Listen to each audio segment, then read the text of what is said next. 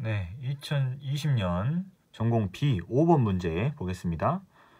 자료 1은 탐구 목표가 수온에 따른 해수의 층상 구조가 나타나는 까닭을 설명할 수 있다 인 활동을 수행한 후 학생이 작성한 부의도이며, 자료 2는 이에 대해 예비교사가 학생에게 제공하는 피드백 내용이다.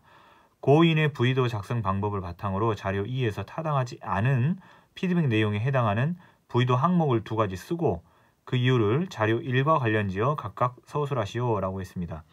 자, 부의도가 이렇게 지금 되어 있고요.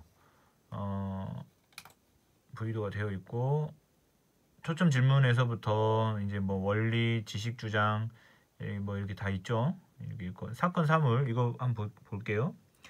수조에 해수를 4분의 3 정도 넣고 온도계 5개를 물에 잠기는 깊이가 각각 13579cm가 되도록 설치한다.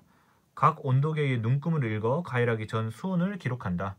수면 위에 적외선 가열 장치를 설치하여 10분 동안 수면을 가열한 후 각 온도계의 눈금을 읽어 기록한다.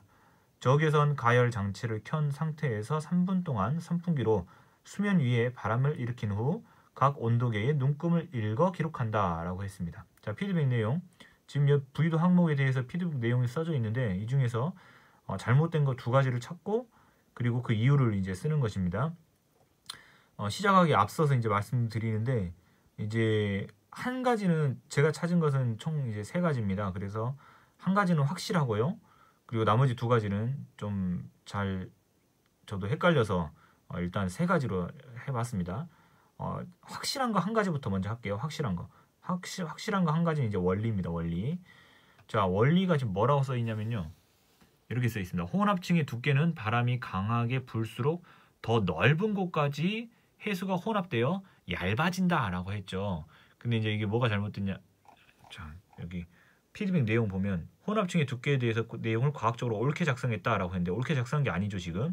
그래서 잘못 작성했습니다. 어떻게 고쳐야 되냐면, 더 깊은 곳까지 해수가 혼합되어 두꺼워진다 이렇게 써야겠죠. 바람이 강하면 깊은 곳까지 해수가 혼합돼서 두꺼워지는 것이죠. 그래서 원리가 틀렸고 그 이유는 방금 설명한 내용을 쓰시면 되겠습니다. 그 다음에 이제 그건 이제 원리는 확실하고, 그 다음에 이제 좀 헷갈리는 건 이제 2가지를 말씀드릴 텐데, 그 중에 첫 번째 거. 자, 하나는 저는 초점 질문을 생각했습니다. 초점 질문. 핵심적인 탐구 대상을 포함하여 옳게 작성했다라고 되어 있는데요. 초점 질문 같은 경우도 제가 알기로 탐구 대상이 써 있어야 된다, 포함되어 있어야 된다라고 저는 공부를 했습니다. 그래서 지금 사건 3을 보시면 이제 적외선 가열 장치로 이제 가열을 했으니까 열을 가한 것이고, 그 다음에 이제 선풍기로 이제 바람을 일으켰으니까 이제 바람입니다. 바람. 그래서 이제 열을 가했고 바람을 가했습니다. 그러면 그 탐구 대상이 써 있어야 되지 않을까라고 생각을 한 거예요.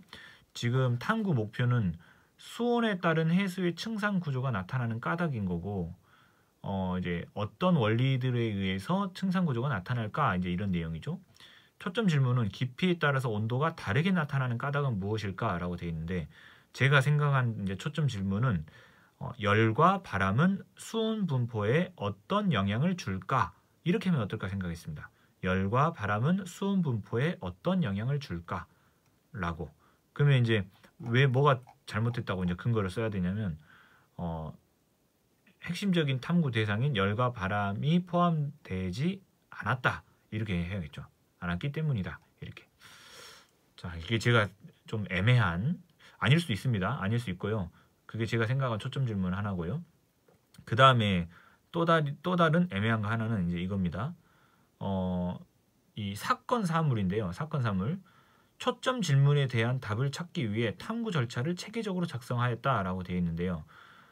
초점 질문이 이제 이게 맞다고 한다면, 깊이에 따른 온도가 다르게 나타나는 까닭은 무엇일까라고 한다면, 그리고 수온에 따른 해수의 층상 구조가 나타나는 까닭을 설명할 수 있다라고 되어 있고, 이 원리에 보면 그 바람이 강하게 불수록 두꺼워진다라고 되어 있으니까 이 원리의 내용이 반영이 돼야 되겠죠. 실험 그 과정이에요. 그럼 바람이 강하게 불수록이라고 했으니까 바람이 약한 경우랑 바람이 강한 경우를 각각 실험을 해야겠죠. 그런데 이 사건 사물에 보면 선풍기를 바람을 일으킨 거 하나만 했고 바람의 세기를 조정하지는 않았어요. 그래서 그게 사건 사물에 반영되지 않은 것이죠. 그러니까 이 원리의 내용 그리고 이 지금 탐구 목표, 초점 질문, 뭐 원리, 그 다음에 이런 사건 사물 이런 것들이 다 이제 연결이 되어 있잖아요. 상호작용하는데 원리의 내용이 바람이 강하게 불수록이라고 했으니 바람이 강한 것도 약한 것도 실험을 해줘야 되는데 바람이 세기는 조절하지 않았다. 그래서 이 사건 사물이 옳지 못하다 이렇게 되는 것이죠.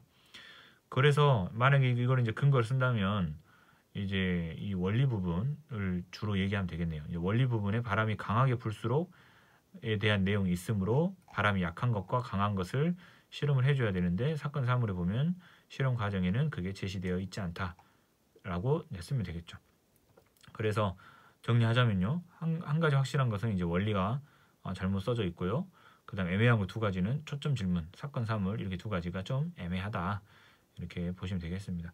사건 사물이 좀 더 이제 그럴싸한 것 같긴 한데 초점 질문도 제가 정확치는 않아서 한번 같이 설명드렸습니다. 이상입니다.